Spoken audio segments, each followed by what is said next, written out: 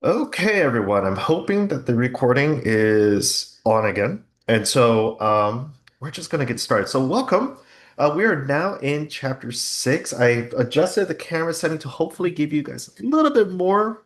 Maybe future videos, I'll turn off the camera if it's too distracting, but hopefully this will work. Last chapter, what did we talk about? We talked about chapter five, which was the macromolecules, right? And so now we're going from, and again, this is just to kind of review over the last two videos. We've talked about the molecules and all of that, and then we talked about the macromolecules. And now we're going to go and try to apply what we know about the macromolecules and the other um, behaviors of water, as well as um, what do you call it? Carbon to kind of apply it to the structure of a cell. There will be a couple things that we will kind of be reinforcing, such as the central dogma. So if you don't have that out right now, or if you haven't written it down, write it down. Remember, the central dogma is the path that cells ultimately take when expressing proteins.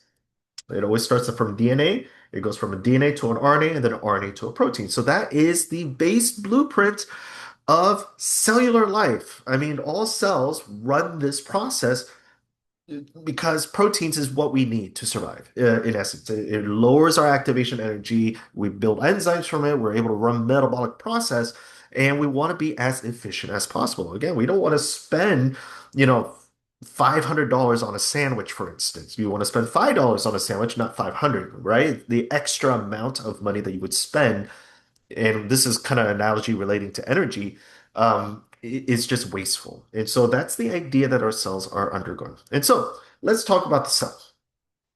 Okay. Now, a cell it requires several key things to make it a living cell. And there's generally going to be four things. Um, We'll see them in here, but generally you're going to need some area that hosts the genes or the nuclear region, the DNA or the RNA of the cell. You need a region in there, whether you're looking at a prokaryotic or a eukaryotic cell. You're gonna need that specific area. You're gonna need something that will synthesize protein. So what is the organelle or the structure that synthesizes protein? It's the ribosomes. You're going to need that. You're going to need a plasma membrane to hold the cell together. And then you're going to need one other thing, and I'll let you kind of ponder on that just for a little bit. And do try to take the time to kind of think about, okay, what else does a cell need? Now, because this is the beginning of this chapter, I have introduced some terms that we haven't gone over just yet. Um, but I'm hoping it's a good introduction. Like prokaryotes, eukaryotes, hopefully you have some sort of knowledge about them from past science courses, because we do talk about them in other science courses. But for this case, hopefully you'll be able to understand it after this video. Okay. And so here's a preview of what's to come. We have a cell structure. If you look at a cell like this, hopefully by the end of this video, you'll be able to identify this is a plant cell, or this is an animal cell, or this is a bacterial cell. Hopefully you'll have a recognition. That's the whole point about this class, is laying that foundation for you guys so that when you do take your advanced classes, next semester, next year, 2 years from now, maybe in even grad school, maybe you want to pursue this as a graduate degree, you have that base foundation. And that's really what at least what I'm trying to convey to you guys. So, what do you need to know about the cell? Well, you need to know that energy is going to be needed, right? For anything to run, you need energy. If you want to run your clock, you need energy. If you want to run your iPhone, you need energy.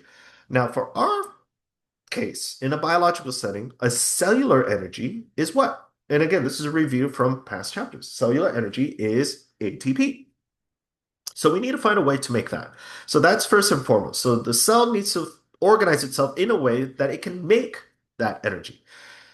Next, it needs to be able to communicate with the environment. It needs to be able to kind of be like, hey, you are a foreign matter. I don't like you. Or, hey, you are my neighbor. I like you. Let's exchange some information between each other. So you need some way to interact.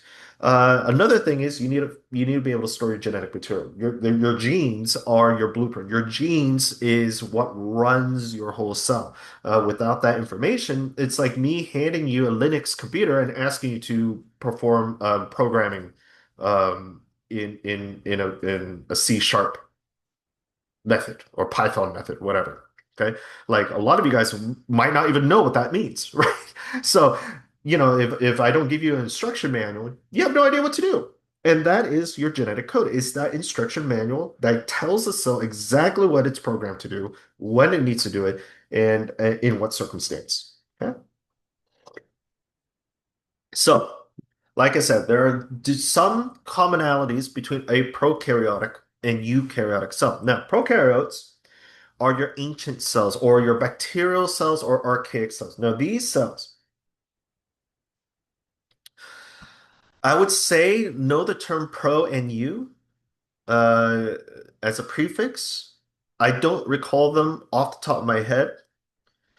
It's been a while since I've looked at the prefixes, but the prokaryotes are and I can't remember off the top of my head. So if you guys look it up, it will make sense. I know from memory that the prefix for PRO and the prefix EU will show you it's like old and new.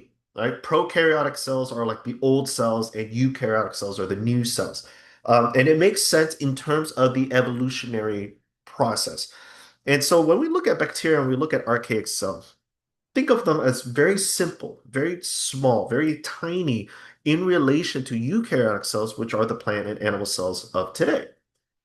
Now, protists, fungus, animals, plants, those are all eukaryotic cells. They are complex cells. And we'll talk more about them in the next slide. Now, here are, again, certain things that is common in all cells, both prokaryotes and eukaryotes. They have several features. They have a plasma membrane or the cell skin, right? They have ribosomes. Ribosomes are required to make proteins. These are your protein synthesizers. They are the main things that will synthesize your proteins. You have DNA, right? Some genetic materials, a region where the genes are. And this is what we call chromosomes. Okay, chromosomes, they carry the genes. And then to hold everything all together, you need at least some sort of fluid for them to be suspended in and be able to move freely.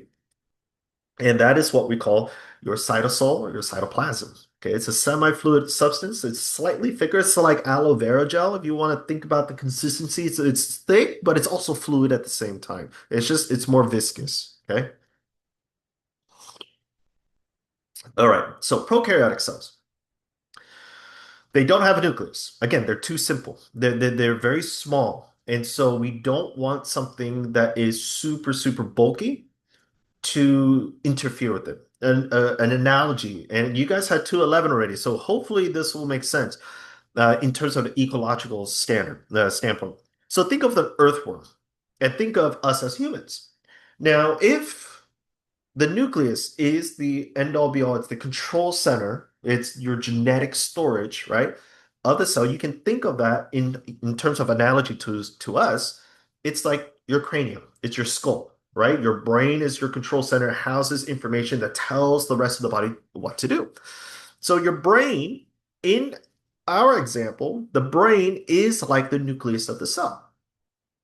Now think of an earthworm. Earthworm is a much more simple creature, right? It's a very, very simple creature. Imagine the earthworm having a skull. Does that make sense? And hopefully the analogy kind of clicks for you guys. It doesn't make sense, right? An earthworm, literally, it's a long digestive tract. It has a nervous system, but it doesn't have a housing for the control center of the earthworm. It's all squishy. There's no bone inside of an earthworm, right? They are a much simpler creature that doesn't require that. And so, and they're too small to hold a skeletal structure. So that's how you would want to think about a prokaryotic cell versus a eukaryotic cell. So a prokaryotic cell is like an earthworm, eukaryotic cell is like us, or a plant, or something that's bigger. Okay, so they don't have a nucleus. Their DNA, again, needs to be in a region. And hopefully, we're able to identify that region as a nucleoid. Now, you guys will have lab where you're going to stain the nuclear region with methylene blue. I think you guys are going to use methylene blue in the lab. And the methylene blue is actively staining areas where DNA is found. And so when you look under a microscope, you're going to see the outline of the cell, and then you're going to see a nuclear region for a eukaryotic cell. Now, you guys might be working with onion cells or a cheek cell, epithelial cell.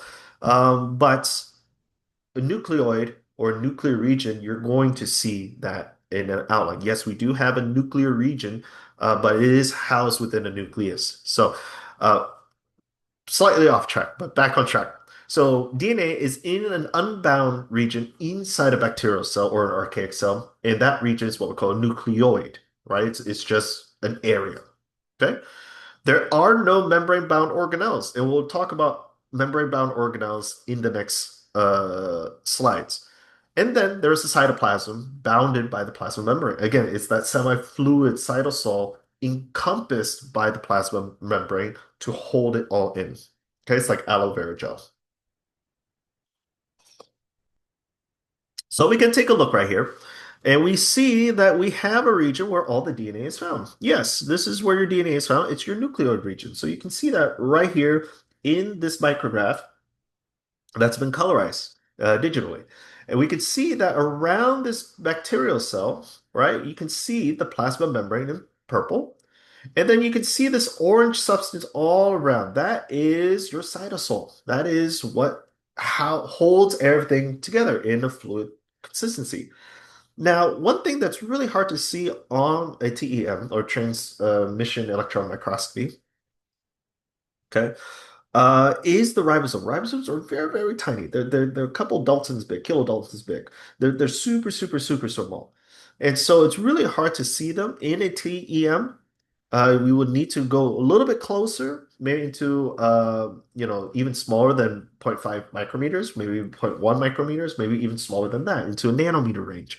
But essentially, you're going to have these ribosomes, which are just proteins on the outside. I can't really say that they're proteins. They're molecules. Let's just keep it simple. They're molecules right now that are on the outside that will aid in the process of protein synthesis. Okay. Now, eukaryotic cells. Again, prokaryotic cells does have a nucleus, has a nuclear region called a nucleoid, has a cytoplasm encompassed by a plasma membrane, and does not have membrane-bound organelles. Eukaryotic cell is pretty much the opposite of that. It has DNA found in the nucleus that is bounded by a double membrane. It has organelles that are bounded by another membrane, and then it has a cytoplasm that is in between the nucleus and the plasma membrane in between the two areas. Okay. And because of the extra complexity, the eukaryotic cell is going to be much, much bigger. So if we take a look at the prokaryotic cell, it's around half a micrometer big. So half of zero point 0.5 micrometers. Okay, zero point 0.5 micrometers. So again, hopefully there's an image that will show you the size comparison, but let's just keep on track with the comparison right here. Um, there, again, with the complexity, you're going to have more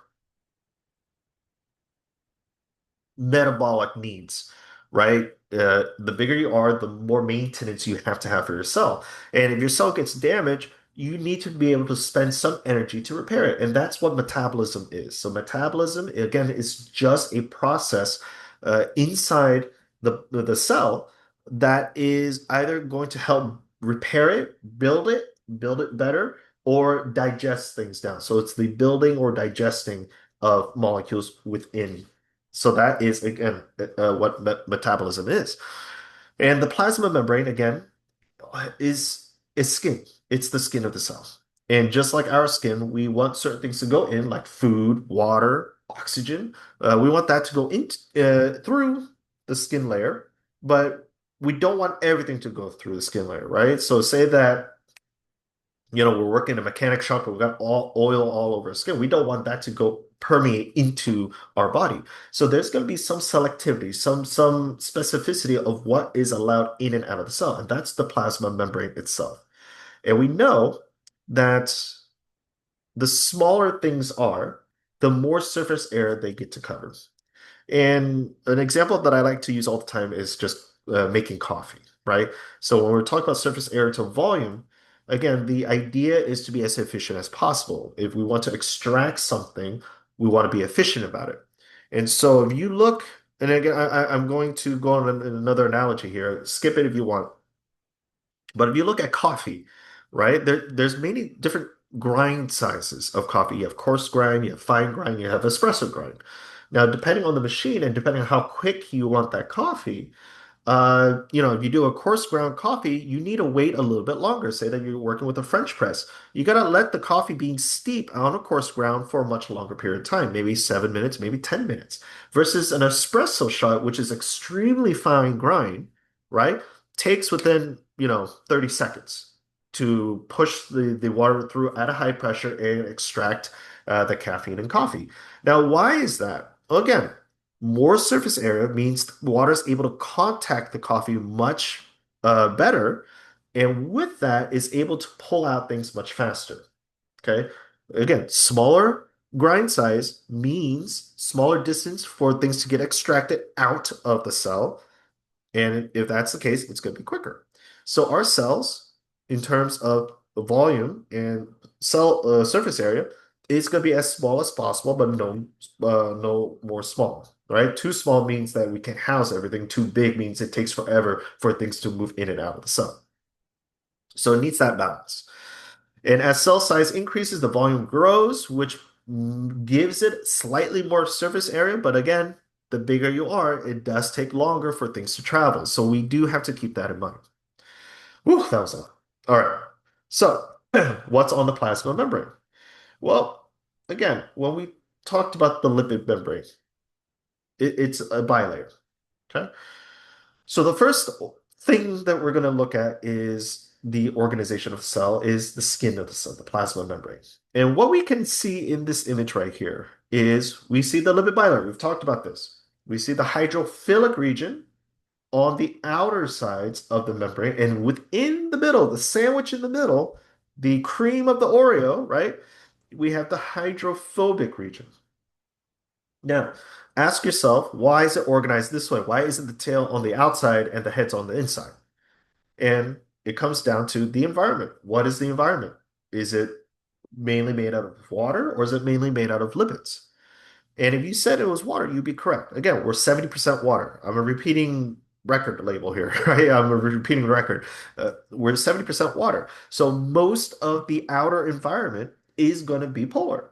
So we want things that can interact with that on the outside. Hence why the lipid region right here, the phosphopolar heads, the hydrophilic region is on the outside.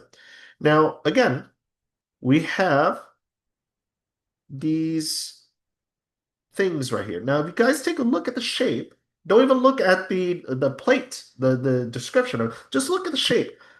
If you see the shape, what shape is that? You see hexagons, you see pentagons, you see, you know, squares attached to something. Immediately, you should already be thinking about, okay, I'm going to go through my four macromolecules. It doesn't look like a fatty acid. It doesn't look like a nucleic acid. There's no phosphate group. It doesn't look like a protein, right? Amino acids don't have hexagons on them for the most part. So it must be a carbohydrate. And you'd be right. So carbohydrates are going to be found on the perimeter of a cell membrane. And there's going to be many reasons why we have these carbohydrates here, mainly for signaling, mainly for cell recognition. But extracellular matrix can interact with these, interact with the peripheral proteins, and stay anchored so that it encompasses the cell. Okay. We also have proteins. Again, I've used the term peripheral proteins. So that's just proteins just sitting on the outer bits of the plasma membrane. Or you have another one called a transmembrane protein, aka integral protein, which is integrated into the membrane itself. So it will traverse through the whole entire membrane. Okay. Again, this is just a relationship between the surface area to volume ratio. Okay.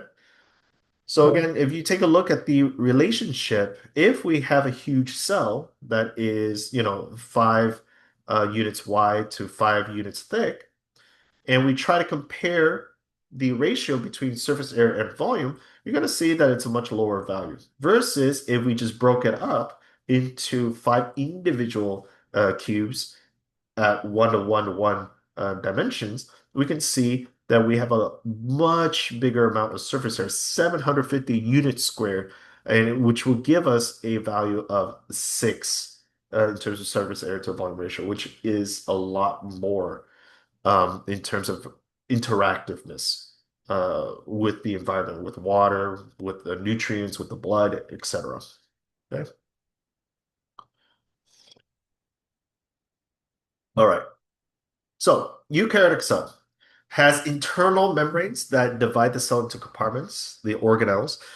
Um, and the cell, again, depending on the need or depending on the logical structure, will have organelles in certain regions. So, and we'll talk more about that in a bit. Again, sometimes the environment it won't it's not compatible with the needs of the cell. So you have to really understand, is this a nerve cell, a muscle cell, a heart cell, a stomach cell? Like what type of cell is it will determine what organelles are found within it in terms of quantity. Okay. So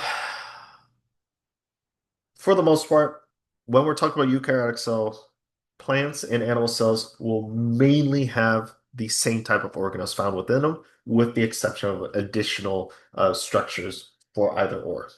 Okay, so here's a panoramic view of the sun. Now, what I want you guys to really take a look at in relation to this cell right here, and this is an animal cell. Again, refer back to the central dogma, and let me write that down right here. Okay, central dogma says DNA. Come on, where is it? There we go. So we have DNA to RNA, and again, I'm writing everywhere to protein. Okay, protein, right? So we got DNA to RNA to protein. Now, that is the base blueprint of how a cell can be organized. And let's talk about it right here on this image. This image is a nice image. Now, a lot of students, especially myself back in the day, had trouble with understanding the logistics of the organization of a cell. And it's really simple once you see this path. And so we always start where the DNA is found. So we've just talked about DNA to death in the last couple slides. So DNA is found in the nucleus.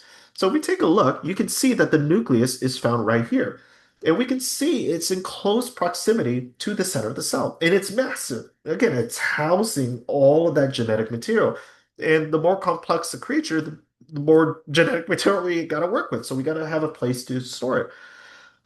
And we need to find a way to kind of convert the DNA to RNA. Now, we'll talk more about that when we talk about DNA replication and all that. But just know DNA is a very analogy would be like Old English.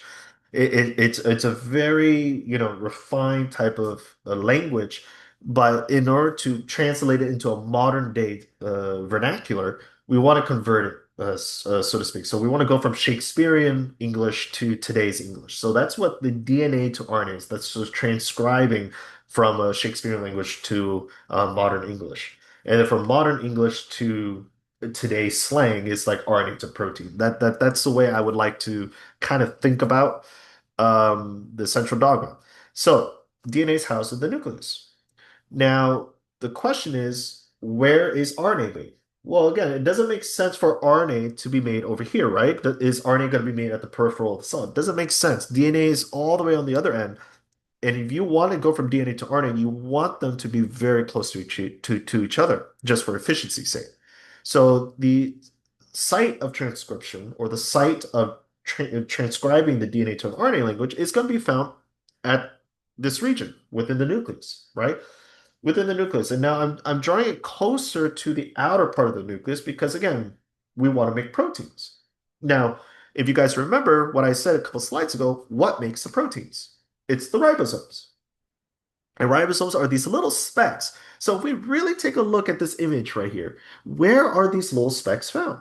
Now, there's a lot of specks that are going to be floating around, just like in a prokaryotic cell, but most of the speck is found in this organelle right here. And we could see them attached directly. Now, this is what we call the endoplasmic reticulum. And notice it is directly attached to the nucleus. Wow. Now, why is it directly attached? Again, it's the efficiency. We want to be as efficient as possible.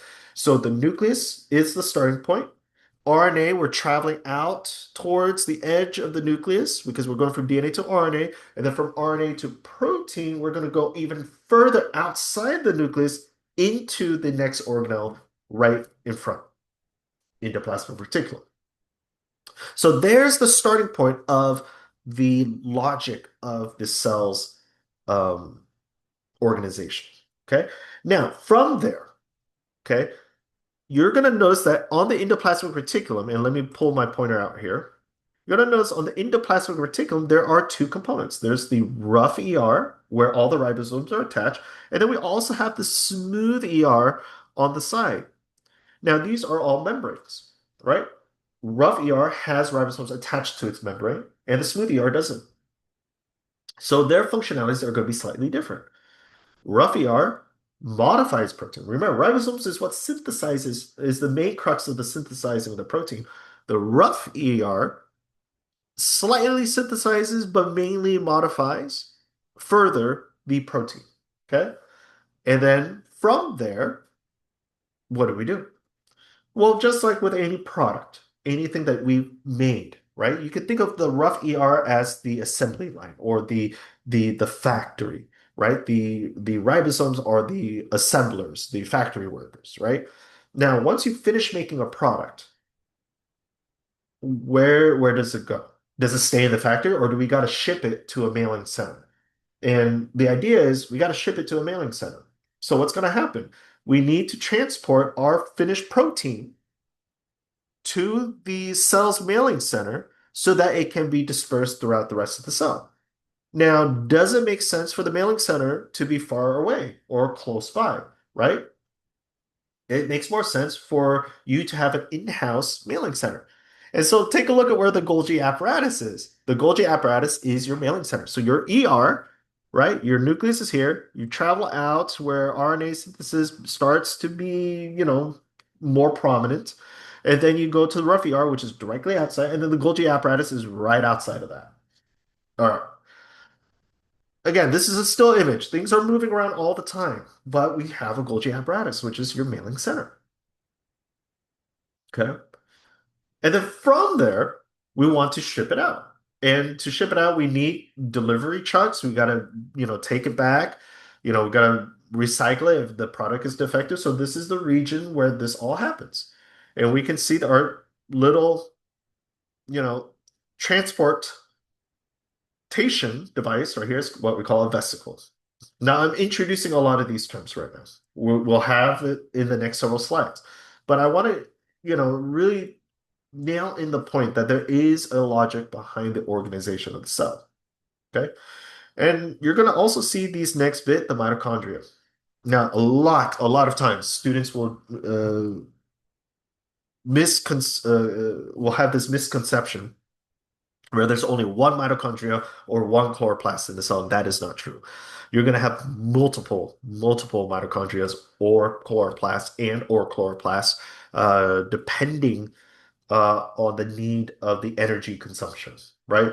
In a cardiac cell, you're going to have way more mitochondria because your heart cells always pumping, right? They need a lot of energy to pump. Your muscle cells will have a lot of mitochondria. Your fat cells doesn't need as much, right? It's not there to do active work. So the amount of energy it will require is not going to be as much. So the amount of mitochondria is going to be way less. So it just depends on the circumstances of the environment, the need of the cell, the specialized cell. And so just letting guys know. And then we have the skeleton of the cell, which holds the cell's shape and structure. Okay. So That is a preview of what's to come. I'm going to speed through these next several slides because we kind of already talked about it. So the nucleus contains the cell's genes, where the DNA is stored, and what covers that nucleus is what we call the envelope, the nuclear envelope, which encloses the nucleus. Now remember, the cytoplasm is from the nuclear membrane to the plasma membrane. So everything in between these two distances is where the cytoplasm is found. Now you have a nuclear plasm, which is inside the nucleus, which holds all the DNA in a soup-like consistency. But the nuclear envelope is what separates that region. Okay, and again, it's a lipid bilayer. It has a membrane around it. Okay, and we can see right here that you have these pores. Okay, these are nuclear pores that goes in and out. You have aquapores that allows water to travel in and out, but it is a way to separate the DNA. Okay? Now, depending on what side of the nucleus we're looking at, whether it's the side facing the cytoplasm or the side facing the DNA, there's a special name for that. Okay, so the nuclear side of the envelope, the side that's inside, that's not facing the cytoplasm, that's not facing the other organelles, that's what we call the laminating side or the nuclear lamina. That's the inner side of the nuclear membrane. Okay, so just FYI. Pores are around the outside because we need things to go in and out of the nucleus, but we want to be selective of what goes in and out. And what holds them all together, the nucleus in terms of its shape, is going to be some sort of framework, some sort of skeletal framework, some sort of matrix, which is connected by protein fibers that holds the cell together. Okay? Now, your nucleus, again, holds chromosomes. Now, chromosomes are just tightly packed DNA molecules. And DNA, as we've seen from the last chapter, is just a long strand. It's just a long continuous fiber. So, um, as we're packing that fiber in, we're going to house it in some sort of protein. And that protein is what we call chromatin. So it's not it's the structure of the wrapping and the protein is chromatin, but the actual protein that we use to wrap the DNA around is called histones. So histones wrapping DNA, the whole entire complex is called a chromatin. Okay. And then the area where we synthesize our ribosomes or RNA is called the nucleolus. Okay. And ribosomes, again, the main crux of the ribosomes is to make proteins. Okay, and they're found either free floating or attached directly to the endoplasmic reticulum. Yeah, this is what they look like. Okay, now we do have a system. It's called an endomembrane system. Endo representing inside membrane, representing the membranous structure of the system. And here are the different organelles that has a membrane. We have the nucleus. The nuclear envelope is the membrane. Endoplasmic reticulum is directly attached to the nuclear envelope. The Golgi apparatus is located right next to the endoplasmic reticulum. The lysosomes, the vacuoles, is the essentially the storage centers and the transportation like vesicles. Okay, lysosomes more so the digestion, and vacuoles is more of like these storage, like the refrigerator, so to speak. And then you have the skin, the plasma membrane. Those are all lined with membranes. Now, what transport things in and out of each of these organelles is what we call the vesicle. Those are the Amazon delivery trucks, kind of taxi drivers. Okay. So ER.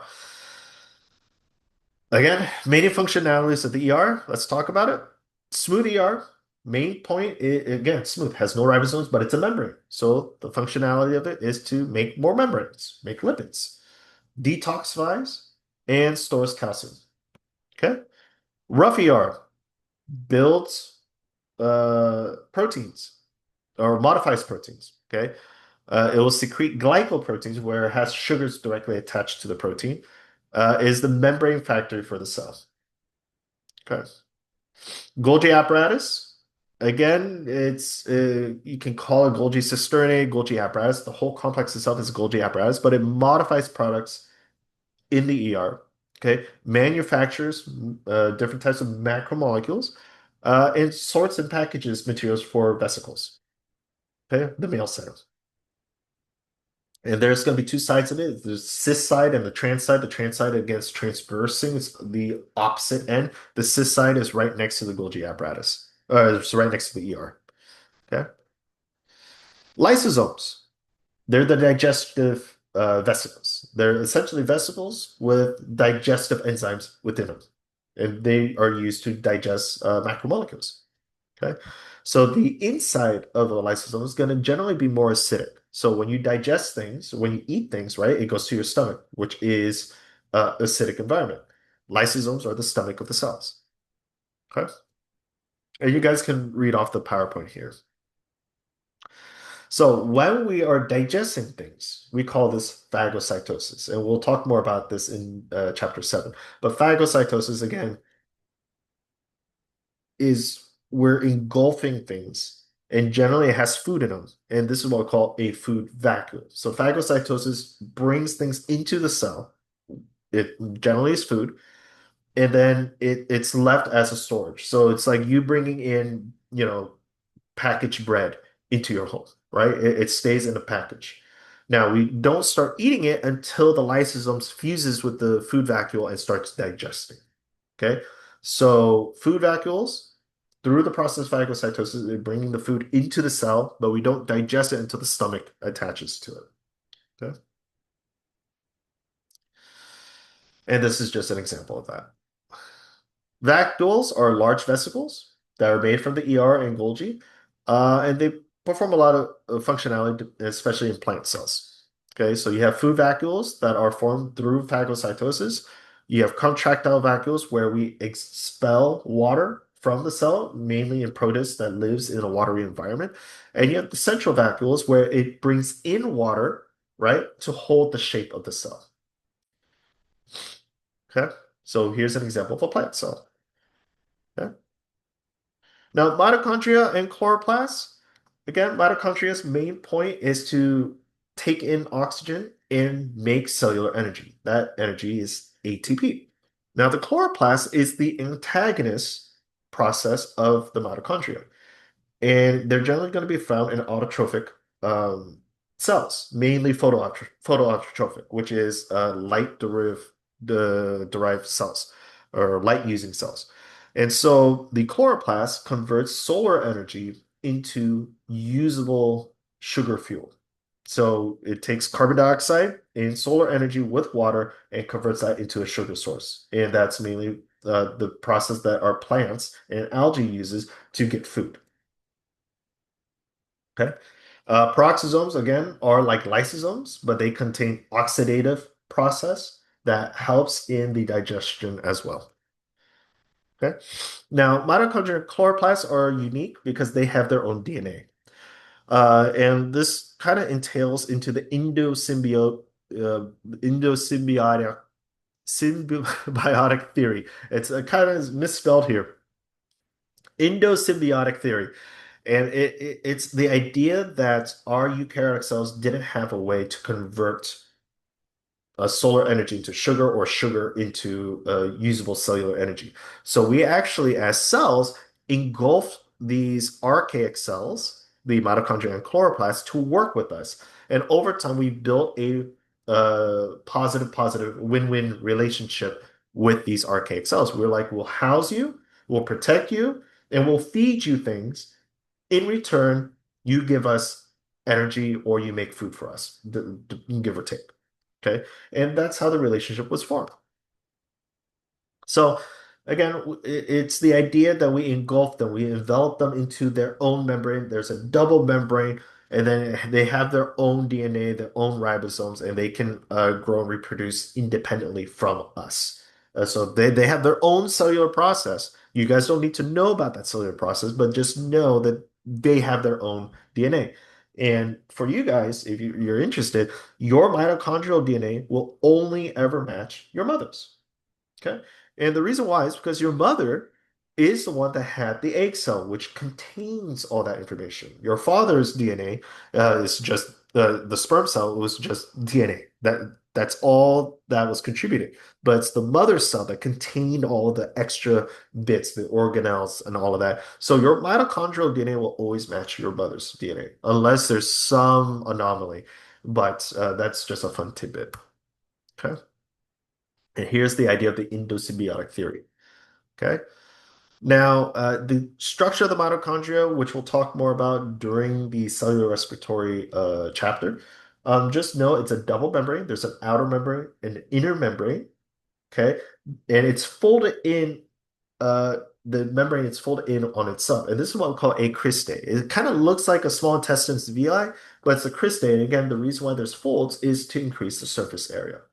And directly in the middle of the mitochondria is what we have the mitochondrial matrix. Just like the nuclear matrix, which is the center of the nucleus, the mitochondrial matrix is the center of the mitochondria.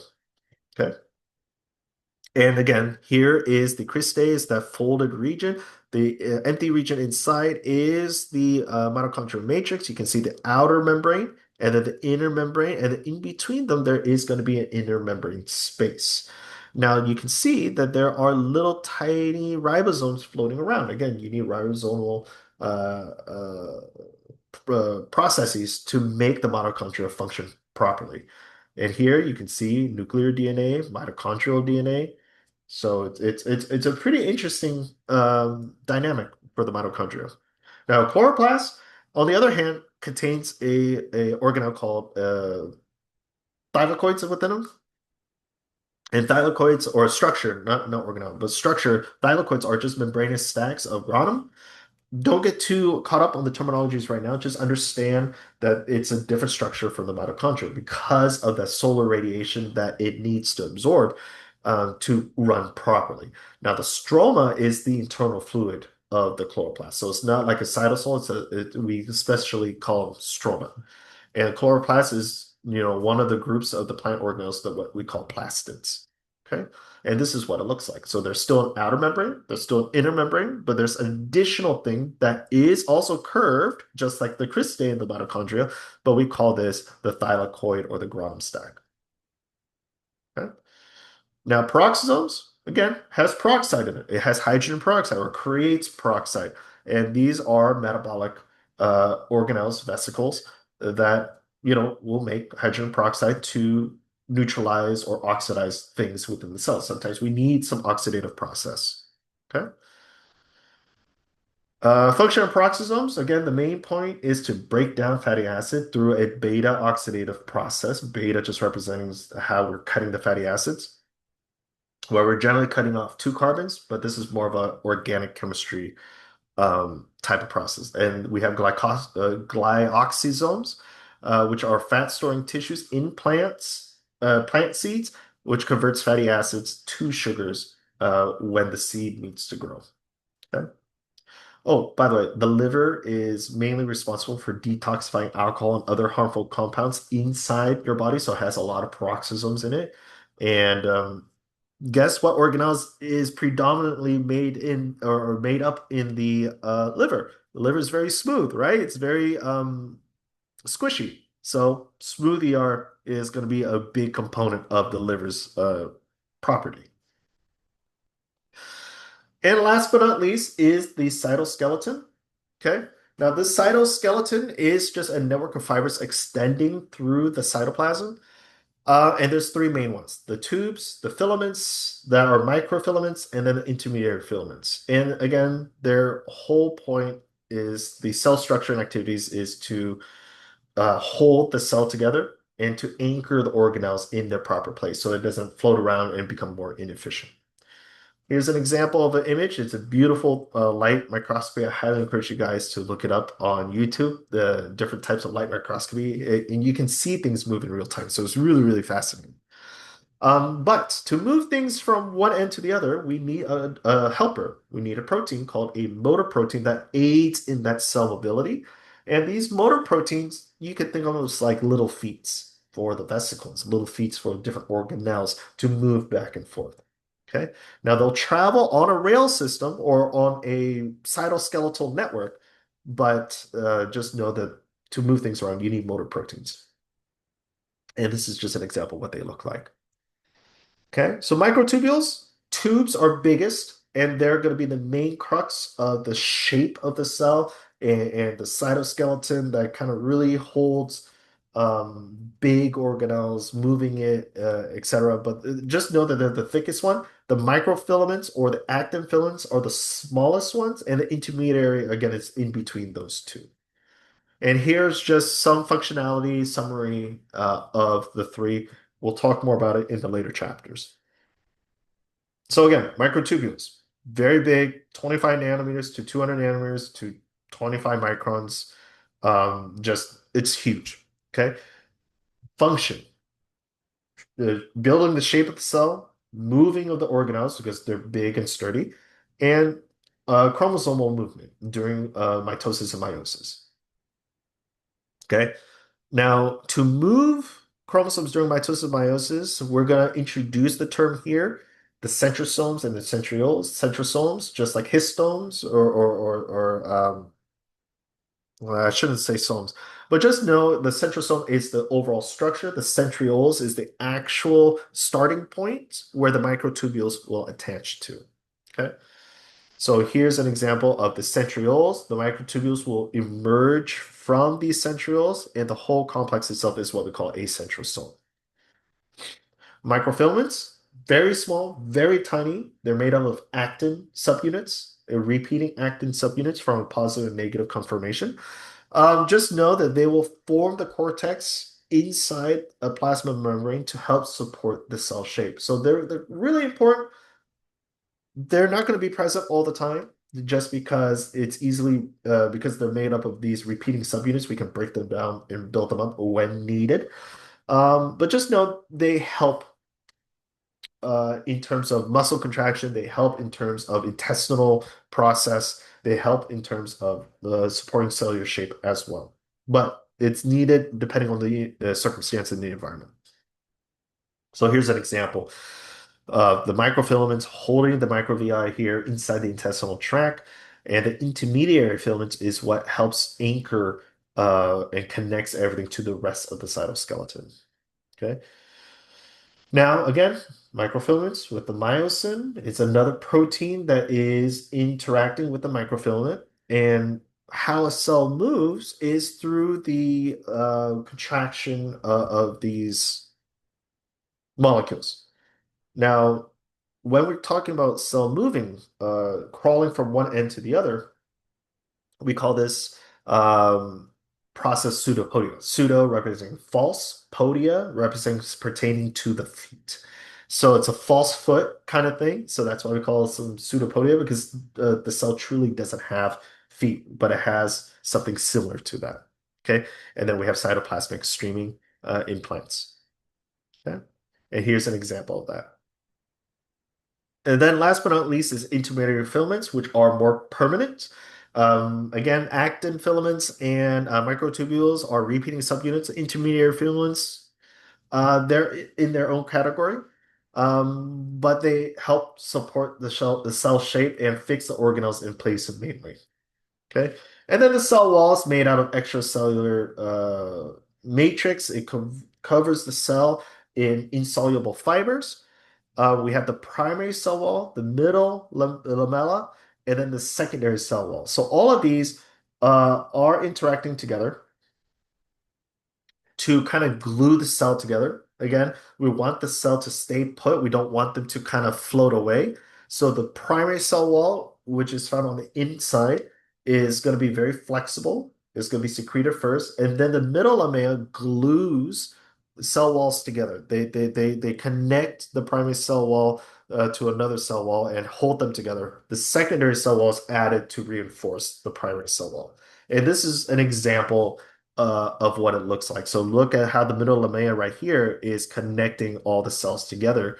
It's that glue point. Okay. And then the extracellular matrix, which contains collagen, proteoglycans, fibronectin, just again, a combination of protein and fat with carbohydrates attached to them, is surrounding the cell to overall have the shape of the cell the way it's shaped. Okay. Now we have integrins or integral proteins found in the membrane, and we have anchoring points that helps attach the net that holds the cell together, the extracellular matrix, which is like a net that covers the cell. And you can see this net of collagen, fibronectin is being anchored right here onto these anchoring proteins. So these is a transmembrane protein, and you can see this adaptive protein right here anchoring these extracellular structures. Okay. So again, very influential in terms of protecting the cell, communication of the cell, cell signals, hormone receptors, etc. Okay. And then last but not least, the junctions of the cell. Again, we don't want the cells to float away. Like the cell wall, you have the middle lamella. Cell junctions hold the cells together and allows the cells to communicate and interact. So for a plant cell, when we create a tunnel that goes from one plant cell to another plant cell, we call this a plasmodesmata, okay, where we can have water and nutrients pass through from one plant cell to the other. Again, this is an example of that. And you also have three different types of junctions. You have the tight junctions, you have the desmosomes, and then you have the gap junctions. And all it really is just different ways to hold the cell together. Tight junctions is pretty much cell contact, adhere right next to each other. Okay. Desmosomes is like sewing the cell together with different fibers that connects the cell together at those points. And then the gap junctions is essentially stapling, right? You have different staples, but there's a little gap in between. So that's how I like to think about it. Okay. Again, here are the different functions. You guys can take a look at that.